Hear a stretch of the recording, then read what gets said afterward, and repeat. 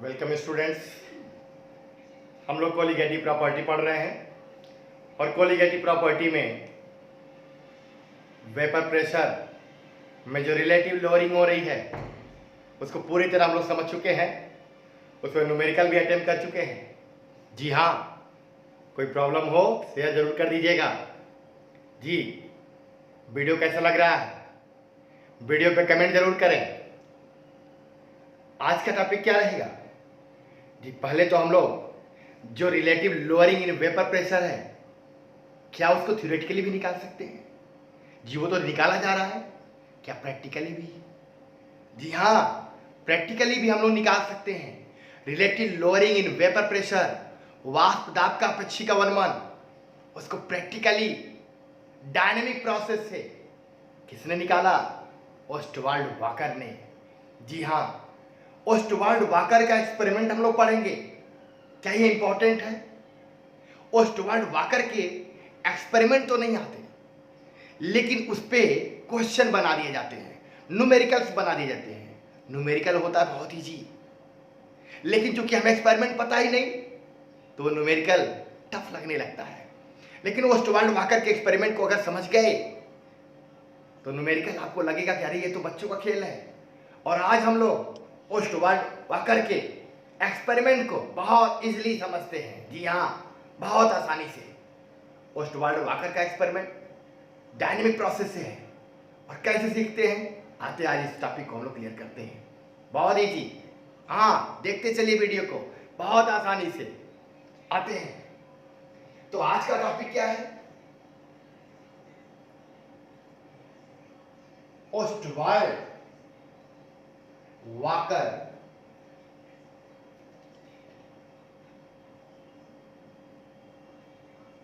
Experiment. जी हाँ, Ostwald walker experiment किस लिए है तो मैं आपको बता दूं कि Ostwald walker experiment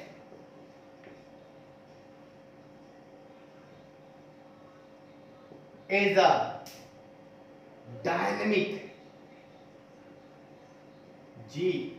process for calculation of relative lowering in vapor pressure। जी हाँ, इसको हम लोग प्रैक्टिकली कैलकुलेट कर लेंगे। किसको? Relative lowering in vapour pressure को, इस एक्सपेरिमेंट से। And also calculate molecular weight. जी हाँ, मॉलिक्यूलर वेट अगर किसी, चाहे वो सॉल्वेंट हो चाहे वो सॉल्यूट हो,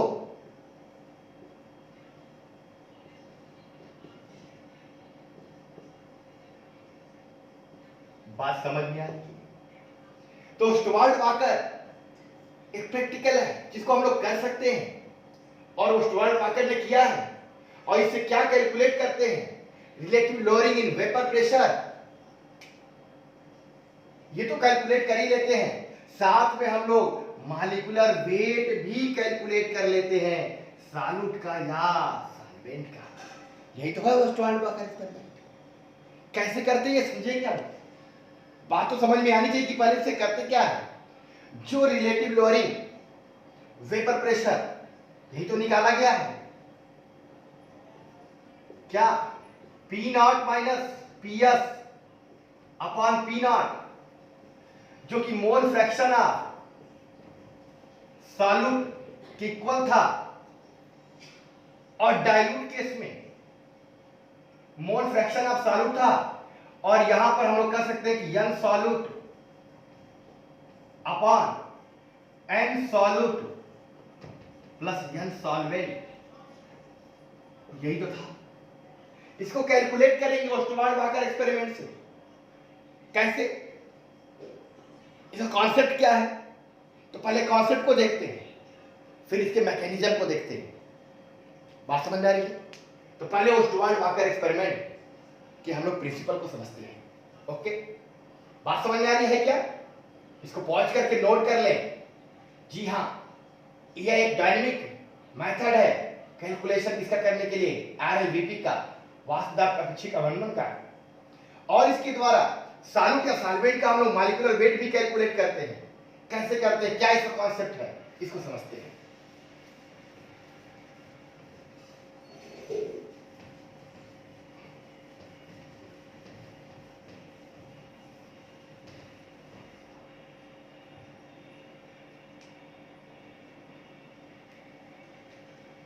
इसका जो प्रिंसिपल है पहले वो देखते हैं।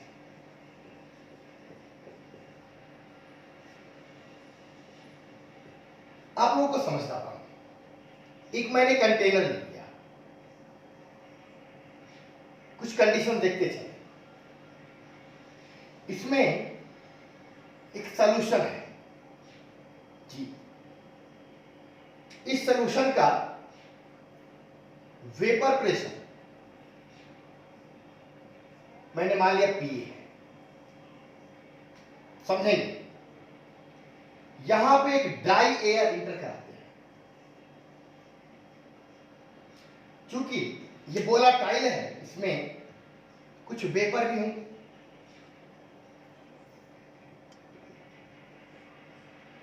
और इनका वेपर प्रेशर पीए है, तो जब ड्राई एयर इसमें जाएगा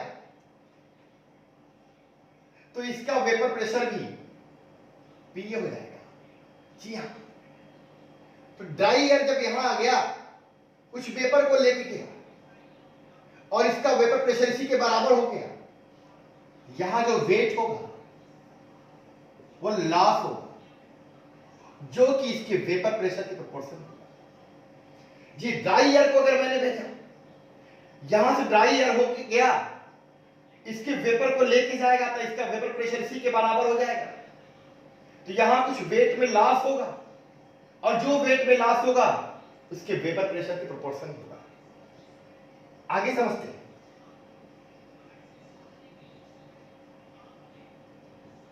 एक ये सॉल्यूशन है जिसका वेपर प्रेशर मान लें पीबी है। अब हम यहां पे उसको भेज रहे हैं, उस एयर को भेज रहे हैं, उस गैसियस स्टेट को भेज रहे हैं जिसका वेपर प्रेशर कितना है, पीए है। दोनों बोला है, यहां कुछ वेपर नहीं है। अगर यहां से बाहर, अगर पीए लेस देन पीबी है, तो यहां से कुछ वेपर लेके फिर जाएगा और फिर इसका वेपर प्रेशर पीबी की इक्वल हो जाएगा। यहां भी वेट लॉस ही होगा, जो कि प्रोपोर्शन होगा अब पीए के नहीं, क्योंकि ये वेपर प्रेशर लेके आया था पीए और लेके गया पीबी, अतः पीबी माइनस। समझ आ रही है? जी हाँ, यानी ये हो रहा है कि हम जिस भी एयर या गैसेस स्टेट को जिस सॉल्यूशन से गुजारते हैं उसी के वेपर प्रेशर के इक्वल हो जाता है उसका वेपर प्रेशर। जैसे यहां पे अपना कुछ नहीं था,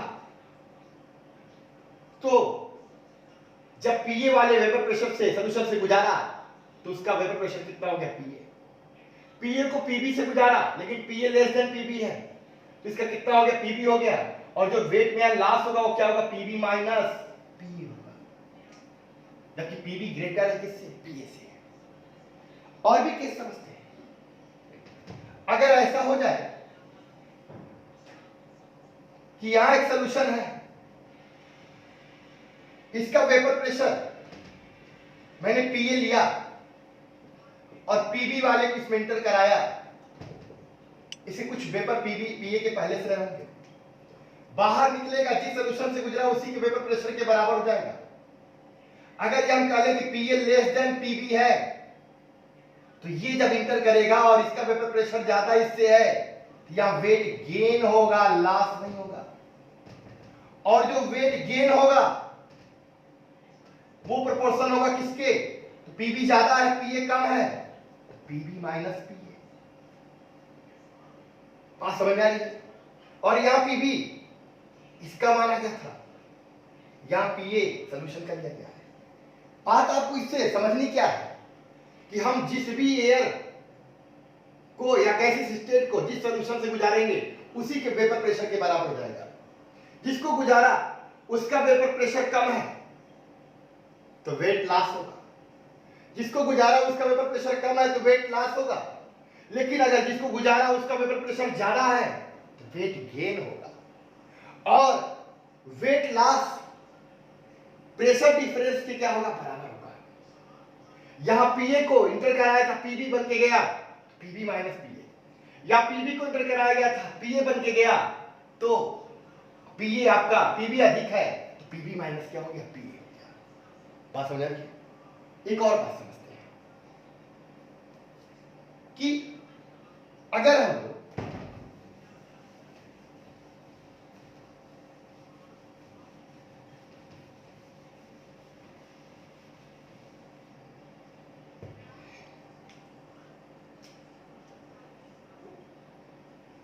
यहां पे कोई डिहाइड्रेटिंग एजेंट ले लें,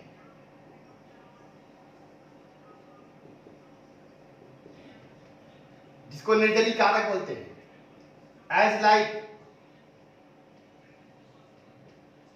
कॉर्न H2SO4, जी सांद्र H2SO4, phosphorus pentoxide, potassium bisulphate, जी इनमें से कोई भी। और यहां पे अगर पीए वेपर प्रेशर वाले को यहां भेजते हैं तो जाहिर सी बात इसका वेपर प्रेशर ज्यादा है और ये डिहाइड्रेटिंग एजेंट निर्जली कारक है,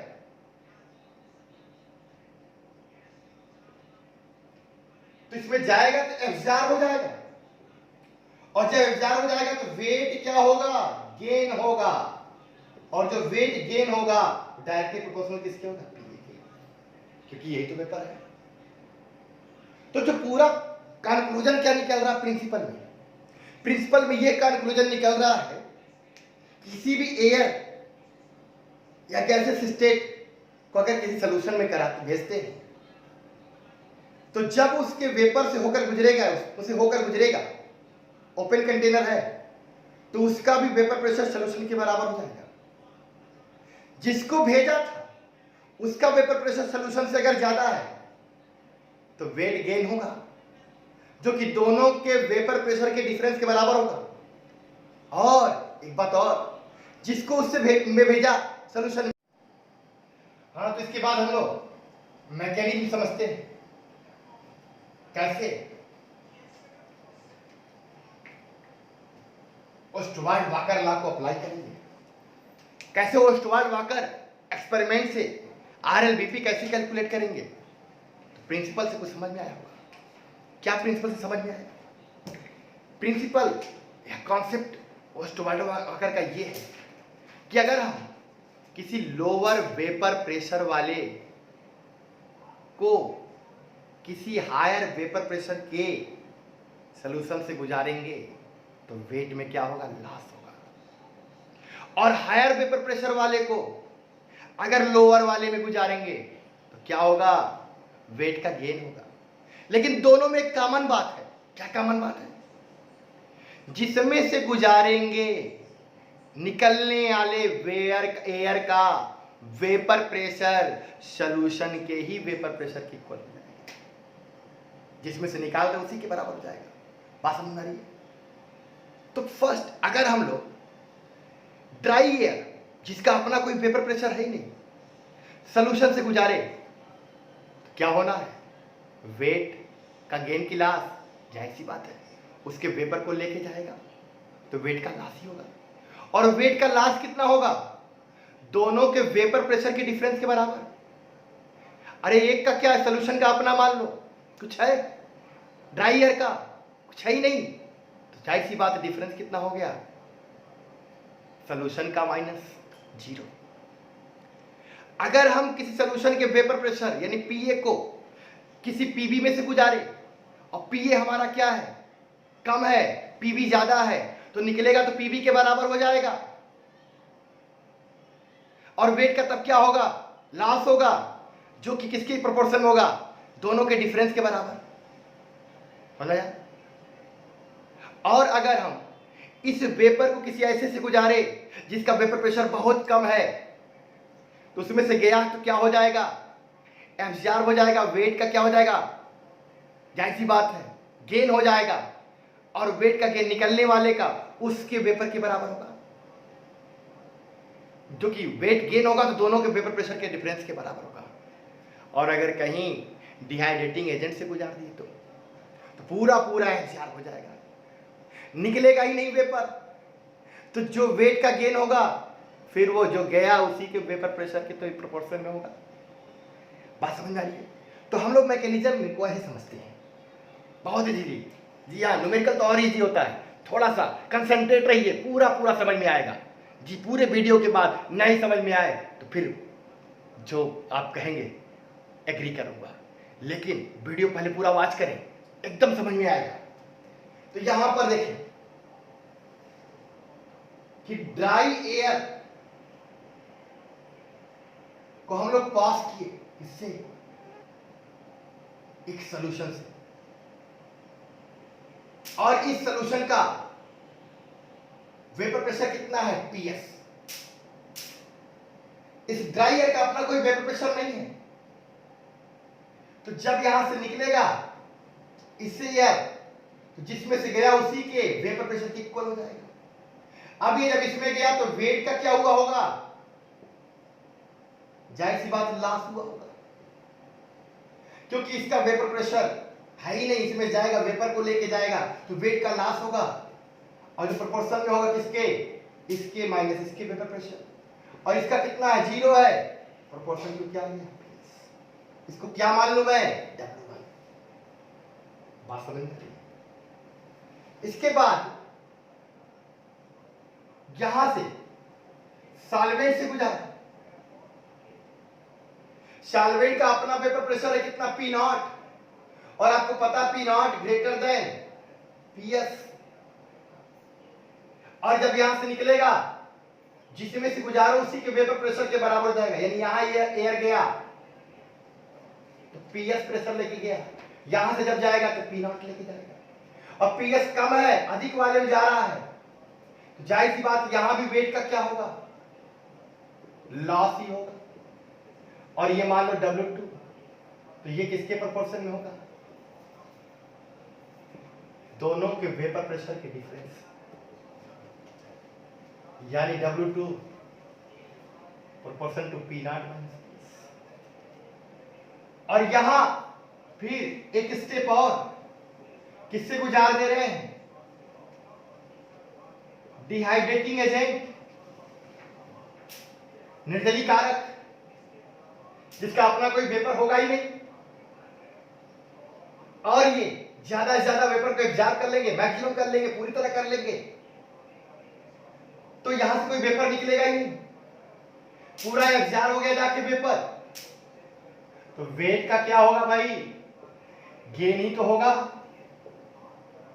जो प्रोपोर्शन होगा किसके, P0 माइनस 0।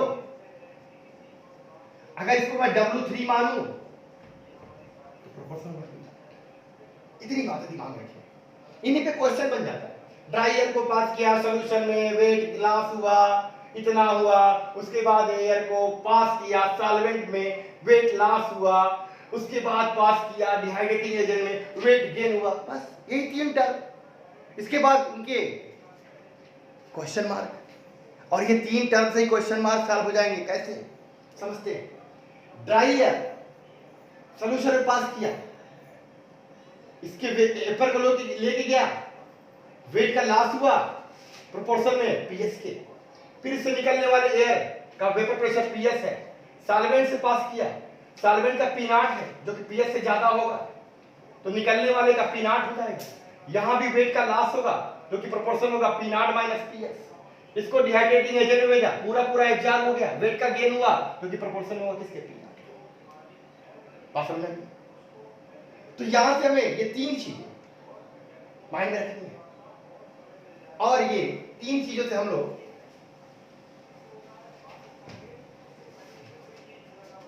फार्मूला बनाते हैं। W2 ये क्या है,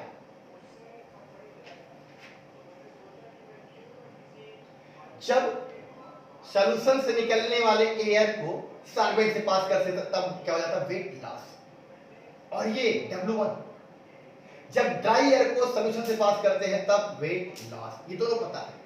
तो ये प्रोपोर्शन में है P नॉट माइनस PS, और ये प्रोपोर्शन में था P नॉट। जी आइए, और ये आप लोग पढ़ चुके हो किससे, जी राउल्ट लॉ से, and solvate upon and solute, यही तो था।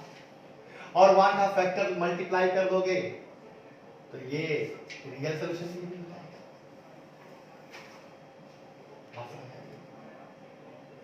क्लियर है। और एक और क्या, कि यहां से पास करने पे वेट लॉस W2 और यहां से पास करने पे वेट गेन W3, यानी ये W2 अपॉन W3 में किया। W2 क्या है, जब सॉल्वेंट से निकलने वाले वेपर को डिहाइड्रेटिंग एजेंट से पास किया तो वेट का, W2 जब सॉल्यूशन से निकलने वाले एयर को सॉल्वेंट से पास किया तो वेट का लॉस, जो कि प्रोपोर्शन में था P नॉट माइनस PS।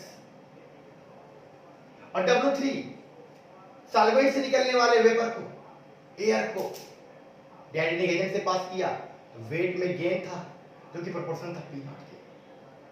ये याद करो क्या है, नहीं याद आ रहा है क्या, याद करो अभी पिछला लेक्चर ओस्टवाल्ड, अरे राउल्ट लॉ, जी हाँ यही तो था, RLVP relative lowering in vapour pressure, वाष्प दाब का अपेक्षित हो तो क्या।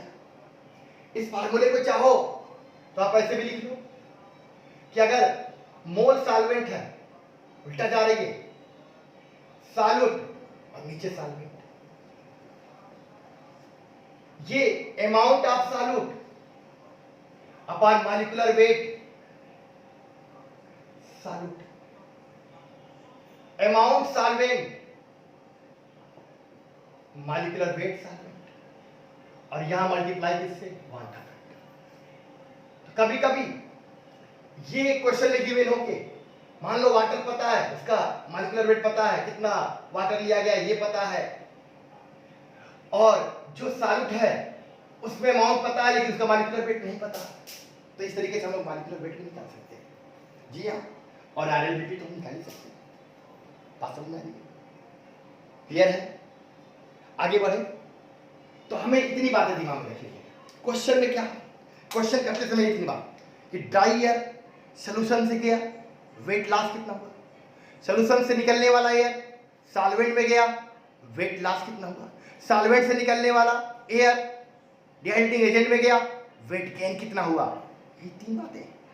जी हाँ, पहले को W1, दूसरे को W2, तीसरे को W3 माने, W2 अपॉन W1 क्या निकल गया, P not minus PS upon PS, और W2 अपॉन W3 कर लें तो आ गया P not minus PS upon P not, जो कि RLVP है।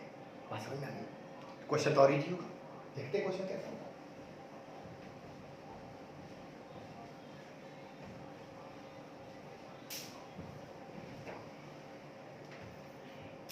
क्वेश्चन लेते हैं जो कि ओस्टवाल्ड वाकर लॉ पर है। देखिए, व्हेन ड्राई एयर, जी हाँ ड्राई एयर को पास कर रहे हैं, passes in solution, किसमें पास कर रहे हैं, सॉल्यूशन में, then weight gain is 0.25 gram, and after air passes in solvent, then weight gain नहीं होगा, यहां लॉस होगा, weight loss is 0.0025 gram, and just after air passes in dehydrating agent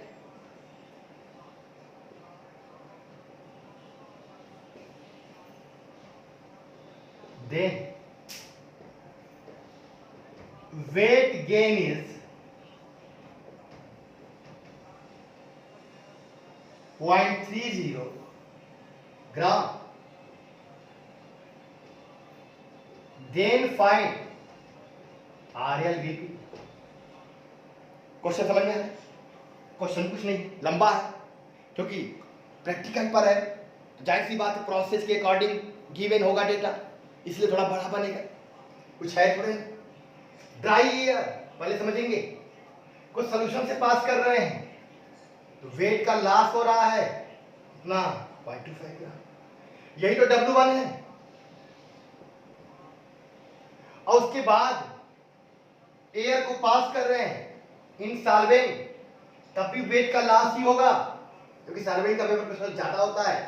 और कितना हो रहा है ये तो W2 है।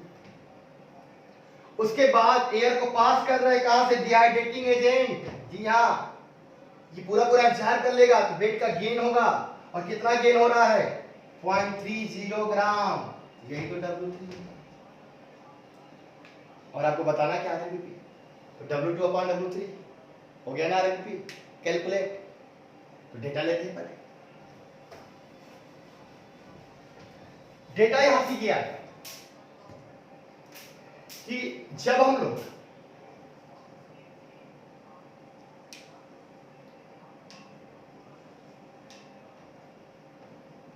ड्राई एयर को पास किए सॉल्यूशन से तो वेट का लॉस हुआ 0.25 ग्राम। जब इससे निकलने वाले एयर को पास किए सॉल्वेंट से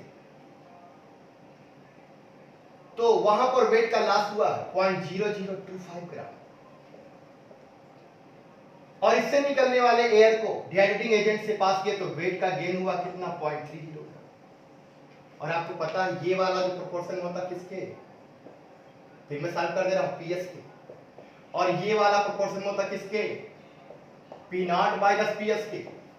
और ये वाला प्रोपोर्शन होता किसके? P0 के। हमें क्या चाहिए? RLBP। यही तो क्वेश्चन मार्क है। क्वेश्चन को रेज कर दो। जो RLBP है वो क्या होता है? वास्तव आपका अपेक्षित अवनमन P0 minus PS upon P0 यही होता है। और ये किसके इक्वल हो गया? W2 upon.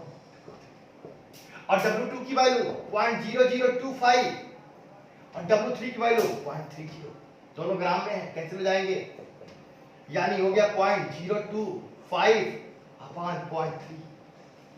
इसको सॉल्व कर लेते हैं। अप्रॉक्स रिलेटिव वैल्यू है, यूनिट नहीं आएगी। जी हाँ, ये आ गया RLBP